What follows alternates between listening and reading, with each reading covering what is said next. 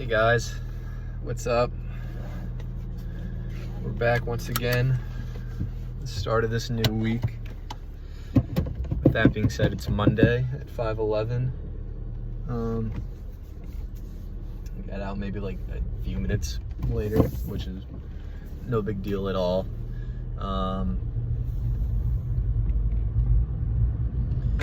Busy work day.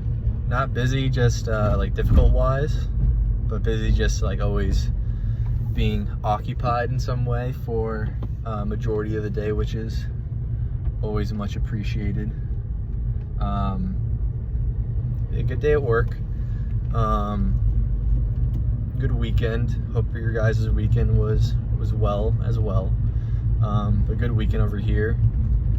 I was able to go to, so if you're watching this when, around the time that I upload it to YouTube, the NFL season just started, and I was able to go this weekend to the home opener as well as the season opener. It was the same game of the Giants game, the New York Giants. That's the team that I support, that I'm a fan of, if you want to call it that, if you were curious. I'm a Giants fan. I'm just gonna leave that there. But I was at the game today, or not today. I was at the game yesterday. It was a good time. The weather was awesome. Honestly, I don't know if you can tell, I got a little bit of a sunburn, which I'm honestly not too mad about, because it's probably a good chance it might be my last sunburn of the year. So I'm all good with it. I'll catch one more little tan before I go back to being pale and pasty for the fall and winter, so no worries. Yeah, I went to the game, had a good time, went with a buddy of mine. Had a good time, even though, maybe the actual team didn't have a good time. But, yeah, had some good conversation with my buddy at the game, and especially going there and at the tailgate and on the way back, had some good conversation with him, and a lot of things came up that, honestly, again, I was pretty busy at work. Didn't really have any time besides maybe 5 minutes to think about what I wanted to talk about with you guys today. But I remembered back on yesterday in the game, and me and my buddy talking about what we talked about, and thought that it would be good to share good things to kind of share with you guys, and hopefully plant new seeds of thought in your minds and give you new things to think about, chew on, and learn from, and all that good stuff. So I think the first thing to highlight about the game yesterday on Sunday was, if you know football, and if you know football well, and as to like how week 1 went for the New York Football Giants, it wasn't exactly pretty. In fact, it was pretty bad. And the team, we've kind of been on the struggle bus for I think around like a decade now, or something kind of honestly crazy like that. But we've had a few moments of greatness, sporadic moments of greatness throughout the last few years as a team.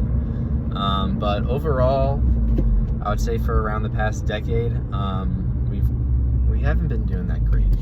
Haven't been winning as much as everyone wants us to. And it's kind of resulted in sort of more of a negative fan base. We're kind of like one of those, I hate to say it, but we're kind of one of those mean teams of the NFL right now. I love the team. I have nothing but love and support for the team, as always.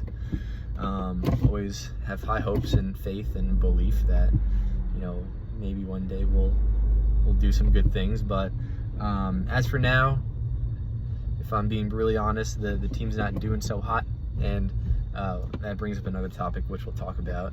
But yeah, so going into the game, everyone always thinks that the team's different at the beginning of the season, which it is, but everyone really believes that the team's drastically different from the beginning of the season, and that anything can happen. So we played a good team. We played the Minnesota Vikings, which are a very solid team, but we liked our odds. We thought we had a pretty good chance to do something cool for the home/season opener. And it was cool because it was the Giants, it's their 100th season, so being able to go to the game, first game of the season / first home game of the season for the 100th season, it was pretty cool. They did some really cool stuff before the game and during halftime, and like they gave out this little like coin thing. I was hoping I would get like a t-shirt, but they gave out this coin thing outside the stadium. But so everyone kind of, whether they want to admit it or not, they all had high hopes for what the game would bring and what the team would show of their season debut.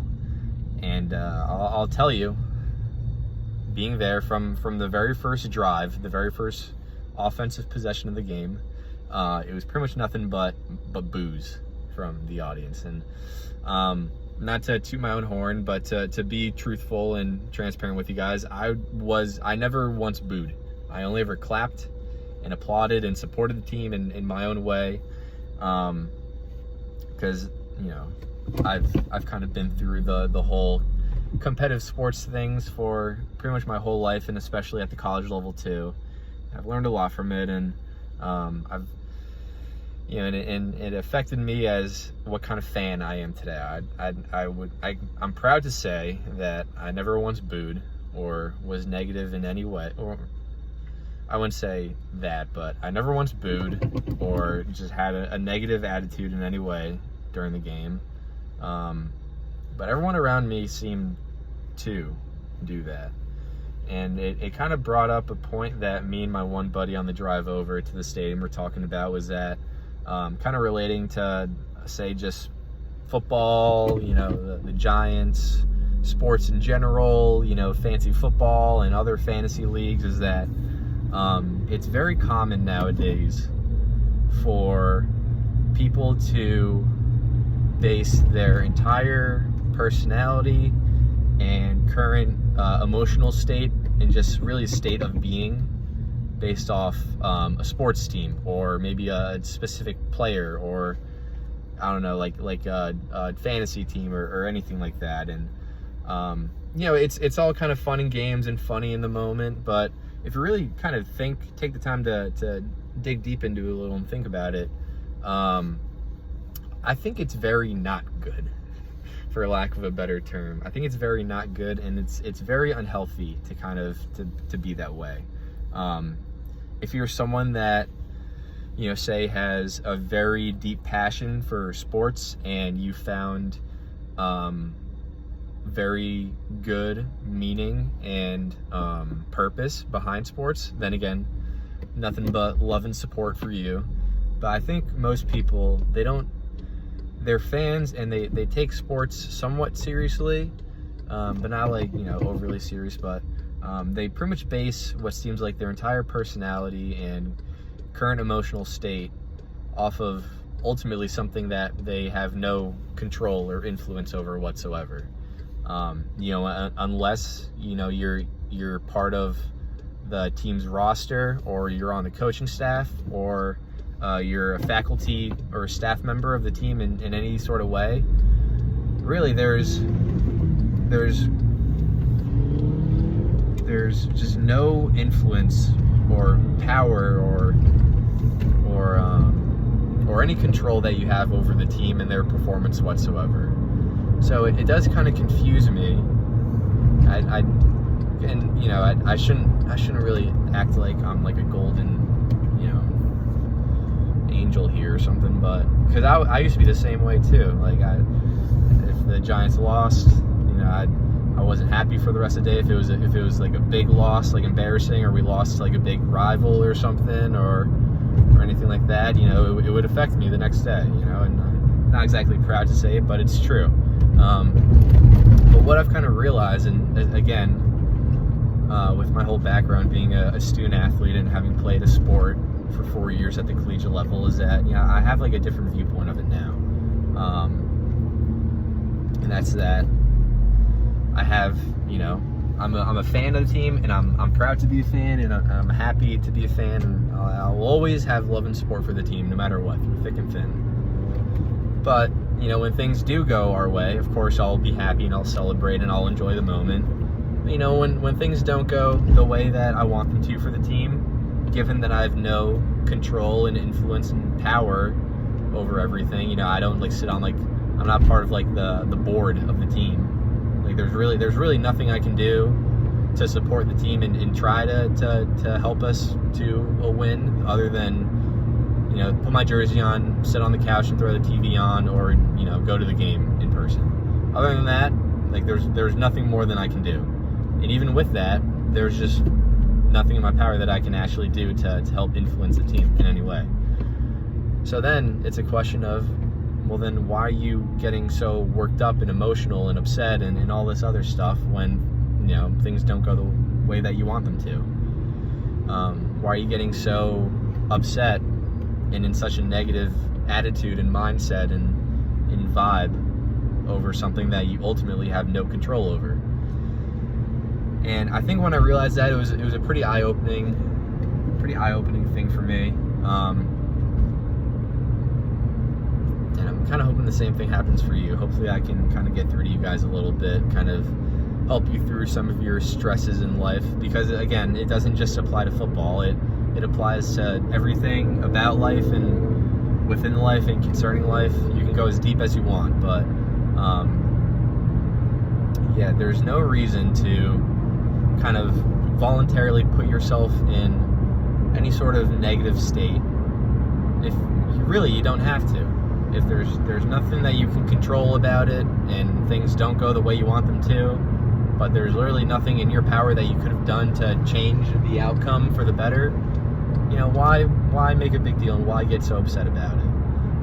Again, I didn't always used to think this way, but I started thinking this way, especially recently, and it's helped me a lot kind of go through stuff that in my eyes is not perfect or the way that I want them to be exactly.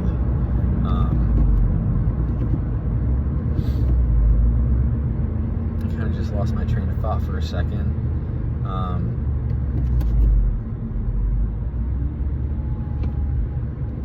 That I guess that's kind of the main message that I wanted to spread, is that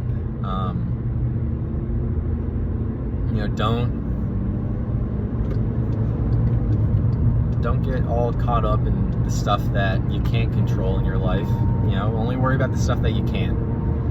And going off of that, there's a lot more in your life that you can't control than you think. And I know that kind of goes against the point of what I was trying to make about football. There's a few examples you can throw out, but say you can control close to everything in your life except for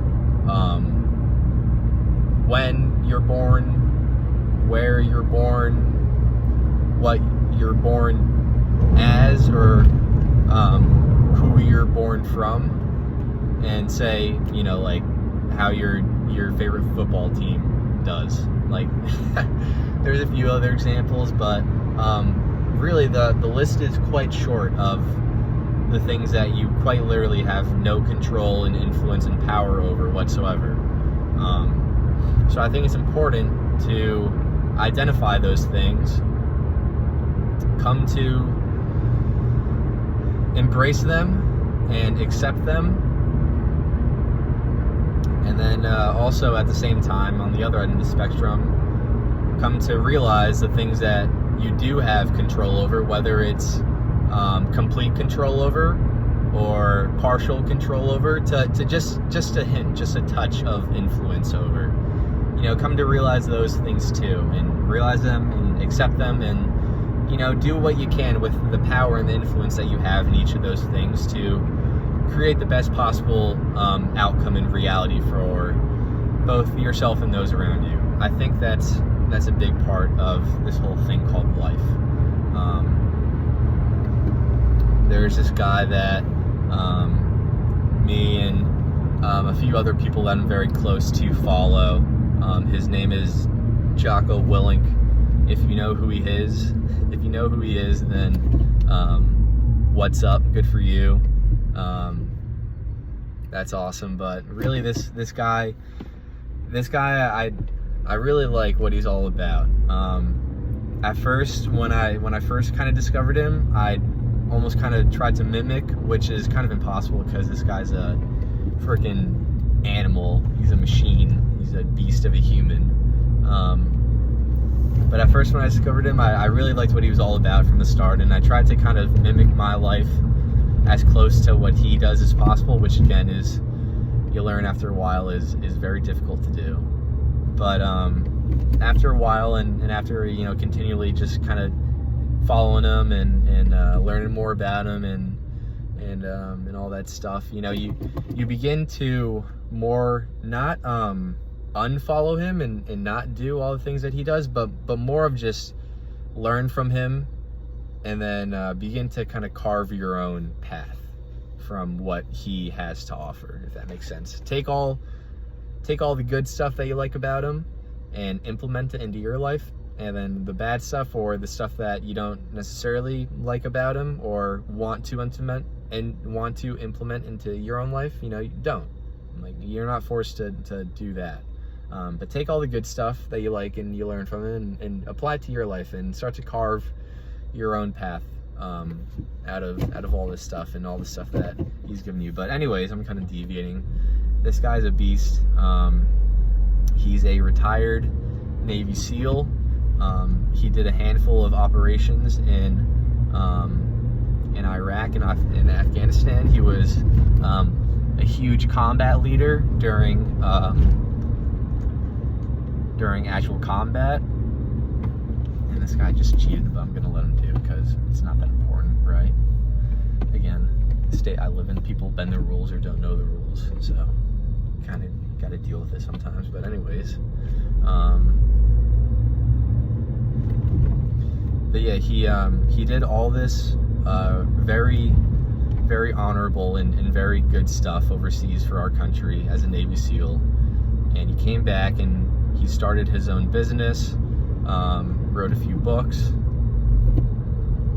has a podcast, and he has like his own he has like multiple other businesses that he runs, and he's a really good guy. I've never met him. I've seen him in person once, never actually spoken to him, never, like, you know, I don't know him personally or anything. I just know of him, and I've seen him from afar one time. But he's a really, really good guy, and he's doing a lot of very good things, both for our country and the world in general. And you can tell that, you know, he's authentic in what he does, and I think authenticity is something that's very easy to kind of sniff out, kind of like right away from people nowadays. I think especially with my generation, we're especially good at sniffing out anything or anyone that seems to be inauthentic or anything like that. Kind of from the jump, we can kind of sniff that out and detect it and stay away from it and be cautious and all that stuff. But this guy's whole thing is work hard, be disciplined, you know, get after it, very hardcore kind of style, and he's a big fan of leadership. But really, one of his really big things that I've kind of been mentioning throughout this video is taking ownership. You know, controlling the things in your life that you can to get the best possible outcome for yourself and those around you. And his really big argument, if you can't tell, I'm a really big fan of this guy, but his whole big argument, or one of his big arguments, is that you have to take extreme ownership of your life. You have to realize that there are very few things in your life that you have no control and influence over whatsoever. But on the other side of that, there are countless things in your life, whether you realize it or not right now, that you do in some way, shape, or form. And you have to, kind of what I've been echoing to you guys, you have to realize it, accept it, and apply it to your life. And, you know, who knows what happens from there, what good things will happen from there. But just realize that once you kind of free your mind and open your mind to that kind of stuff, it can really, if you allow it to, it can really play a positive part on you and your life, and again, those around you, for the better. So yeah, going back to relating this to sports, I have no control over how my favorite football team performs. So, if things don't go our way and we lose, and say we lose badly or we lose to a big rival, as say disappointed and not wanting that to happen as I may be in the moment, what's there to really be genuinely upset and frustrated and angry about? I literally, there's nothing I could have done to help influence the team. Again, I don't sit on the board. I'm not a player. I'm not a coach. I'm not a trainer. I'm not any sort of staff member whatsoever connected to the team in any way. So what can I really do at the end of the day? So with that, why would I get so worked up and so negative about all this stuff when things don't go the way I want them to? Another thing about the game that I think is kind of interesting, maybe a little funny, maybe a little, I don't know, whatever word you want to use to mention, is that again, I never booed. There's a lot of booing going on, unfortunately, but never booed. Only ever clapped and supported the team as best I can. And I got called out, if I remember correctly, twice for being a positive fan. I remember I got called out once for when the other team, the Vikings, were in the red zone and they made a play. They were within 10 yards and they were in the end zone and they ran a play, and the defense was able to stop them around the 5. They got the other team, the Vikings, got closer to scoring, but we didn't let them score in that play alone. So I applauded, and I was, to be frank, I was the only person in my area that I applauded. And the lady next to me apparently was very upset that I applauded. I think she thought I was cheering for the other team. I don't know. But she called me out, right next to me. She tapped me on the shoulder and she goes, "Why did you just applaud? Why did you just clap your hands?" I'm like, "Because we didn't let them score." And then, as it turned out, the next play, we ended up sacking the quarterback and they lost yardage. And then so everyone started clapping. And then so I turned to her, I'm like, "Oh, so now we're all clapping now, huh?" Just to kind of rub it back in her face. Be a little funny, which I don't know. I think she maybe took it a little too serious. I don't know. But that was one case. And then the other was towards the end of the game, we were down by quite a lot. It wasn't a very close game. A lot of booing going on between plays. There weren't many plays going our way. But every once in a while, a nice pass was made, a good play was made, and we got a first down. If you know what a first down is, if you're watching this video. And so, one of those plays, again, I applauded. And I was one of very few people around me to applaud after the play that got us a first down. And again, I was called out, this time from a distance, of, "Why are you clapping?" That's a really cool car. And I got called out for, "Why are you clapping?" And I couldn't turn to this person because I didn't honestly know where they said it. I wasn't planning on anyways because it wouldn't have been worth it.